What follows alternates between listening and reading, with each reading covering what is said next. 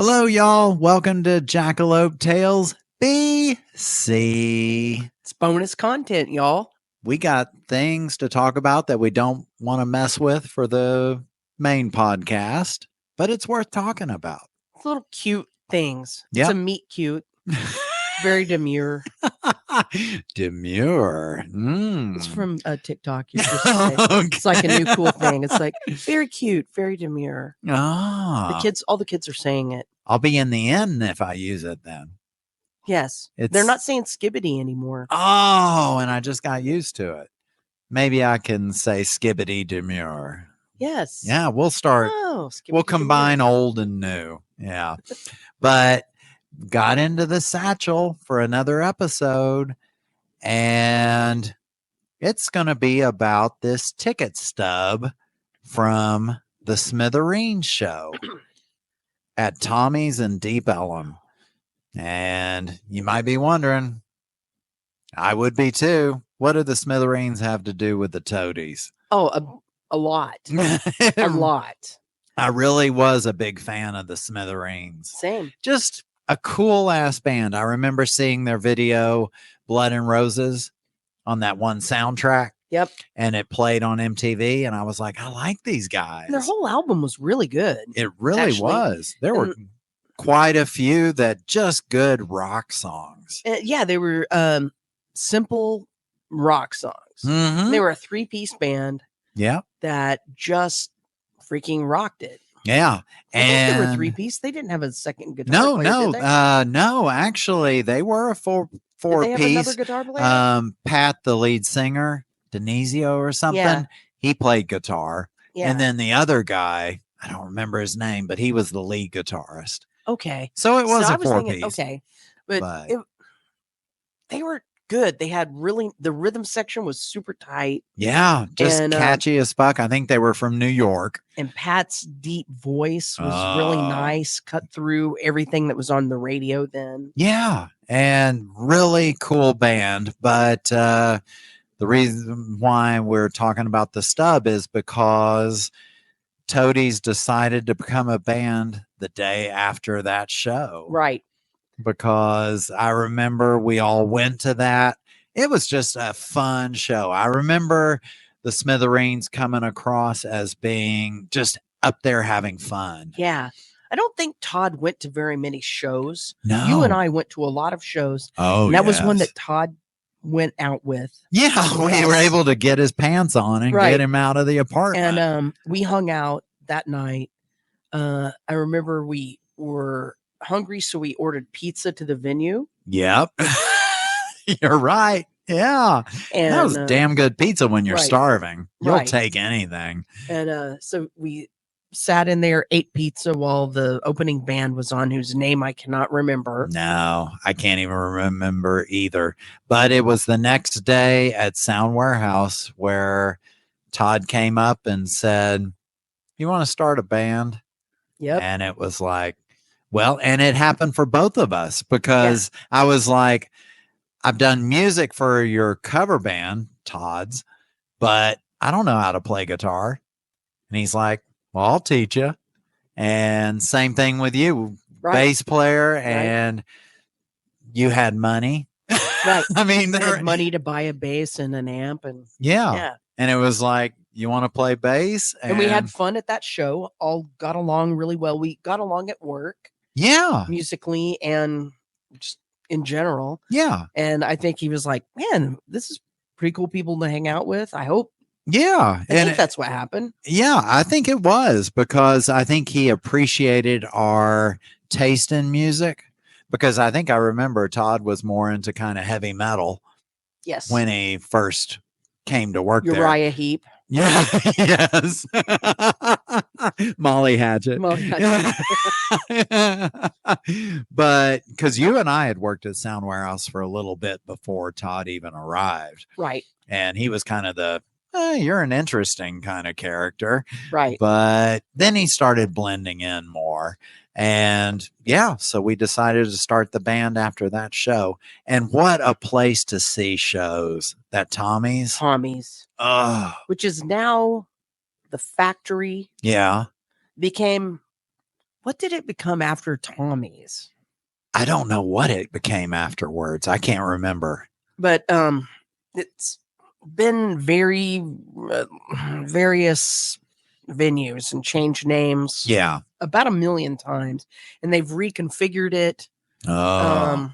a lot, and now it's the Factory.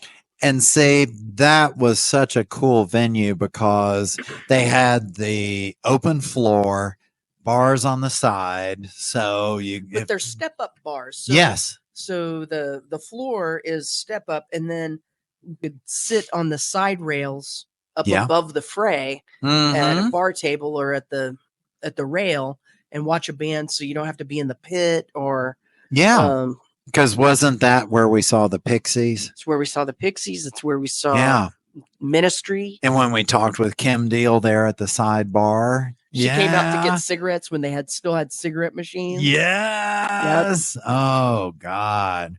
But those, I mean, that was a fantastic venue. I remember so many shows from that location that were so cool to see. Jane's Addiction was there. Yeah. I mean, that was my favorite shows were there. And that was the one where Ministry played and set up the whole gate that all the hardcore skinheads were climbing and jumping off the top of. Yeah, chain link fence in front of them, like Escape from New York. Yes. And did they have torches? I think I almost wanted to say that they had fire there too, but I'm sure they freaking did. They probably got away with it. But so many cool things. But yeah, so on the Sunday, God made the Toadies. So June 12th, 1988. And we decided to be a band. That's insane. And then we started playing the Axis and stuff. I guess 1989. Did we do any shows in 88? I think we were just trying to figure everything out. Axis opened in 89, and that was our first show. Okay. God. Yeah. It took us a while to get our stuff figured out. We were still learning. Oh, we were. No question. The whole week, because we didn't have a drummer forever. And Todd would spit into the microphone with his delay pedal. And that would be our drum track. And we just sat there and learned music and wrote music. You know, one of the things I'm seeing on all of these concert tickets that you have on the sheet is the production was done by 462. It was produced by 462 Concerts. You're right. I miss them. Everything that they brought to town was done right. It was great. They always picked the right venue. Yeah. And I missed 462. When 462 left, I feel like everything else went to shit. Oh, and you know what? I think you're right, because those are the shows that really stand out. I think they chose the right opening acts for these bands. You're right. Everything just seemed to go so smoothly. And they really took care of the artists, because I remember the first 462 show that the Toadies played. They do extra special things for you, like make t-shirts for the show. No kidding. And one show we played at, I don't know what it was called at the time, but now it's Dos Equis. Yeah. And, it keeps changing what the name of the arena and or the name of the venue. But they made towels for us and had them on our amps. Wow. The back that were embroidered, that had Toadies logo, the date, and 462 production. Oh, man. Yeah. It's like a little parting gift. Yep. I might still have one of those towels somewhere.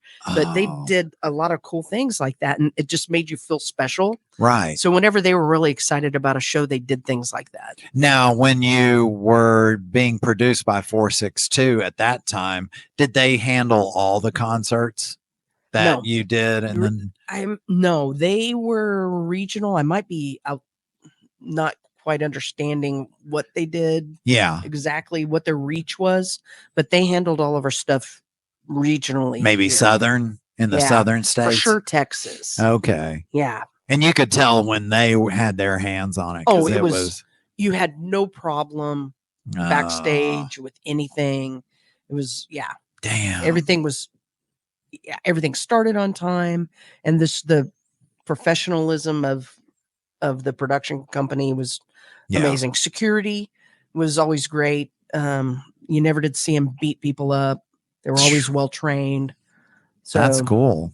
Yeah, and I know 462. And I know we were talking about it earlier. Look at the price of that ticket, $12.75. You can't get a beer for that price anymore. $12.75, and there were no fees. No, that was $12.75 out the freaking door to see the Smithereens. Yeah. Oh, and I mean, look at that. Ministry, $14.50. I just went to go see Ministry. Yeah. And they played a 30-minute set in front of Rob Zombie and Alice Cooper. And most of the tickets they started at 60 something. Oh, God. Yeah. Yeah. Oh, and we went to so many shows back then, but that's why we could. Right. Because there's so many people are going, why are people coming out to shows? Why aren't they coming out to shows? Well, because it's $60 fucking dollars, and they add stuff on top of it. Right. Almost the same amount of the ticket price. I don't know if we've talked about this a million times, but if it was just the price of the ticket, that would be one thing. Yeah. But all the added stupid charges and stuff. Yeah. Let's take those people down. And you know what I noticed too, which seems to be the thing now. If you notice when the doors open, like for the Smithereens, 8 p.m., for Ministry at Clearview, 9 p.m., Camper Von Beethoven, 9 p.m. That was when the shows would go late into the night. Yes. And then you'd go to IHOP or Waffle House afterwards. Now they're like doors open at 6, show starts at 7. Yeah, I can't get to some of these shows because I'm still at work. Right. I get off at 5. I maybe get home at 6. If I got to like let my dogs out to pee and go to a show, I'm missing part of it. And I've griped about that several times. So you have to take time off from work to go to the show, because the show at Globe Life with it was Green Day, Smashing Pumpkins, and Rancid started at 5. Oh, 5. God. You got to take a day off work to make that happen. Who fucking can do that? God. Nope. I'm sorry. That was that. Yeah. So I had tickets and I didn't go. I gave my tickets away because I was going to miss most of the show. Oh, yeah. It was just stupid. No. So, dumbest thing ever. But and there's been a couple where I've missed the opening bands because they went on early, and I got there at 7 and I missed the opening band.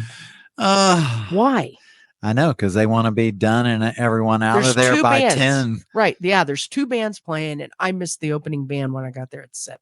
Why do you think they do that now? Old. Do you have? Okay. I think it's old people now that are going to shows. Yeah. Because all of the shows that I've been to lately are older people. Yeah. And I mean, I do like my dinner at 4.